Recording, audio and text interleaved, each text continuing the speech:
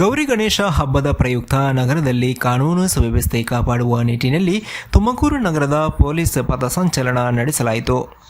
ಜಿಲ್ಲಾ ಪೊಲೀಸ್ ವರಿಷ್ಠಾಧಿಕಾರಿ ಅಶೋಕ್ ಅವರ ನೇತೃತ್ವದಲ್ಲಿ ಜೆಸಿ ರಸ್ತೆ, ಮಂಡಿಪೇಟೆ, ಬಿಜಿಪಾಳ್ಯ, ಪಿಎಚ್ ಕಾಲೋನಿ, ಕುರಿಪಾಳ್ಯ, ಬನಶಂಕರಿ ವೃತ್ತದಿಂದ ಮರಳೂರಿನ ರಸ್ತೆಗಳಲ್ಲಿ ಪಥಸಂಚಲನ ನಡೆಸಿ ಸಾರ್ವಜನಿಕರಿಗೆ ಜಾಗೃತಿ ಮೂಡಿಸಲಾಯಿತು.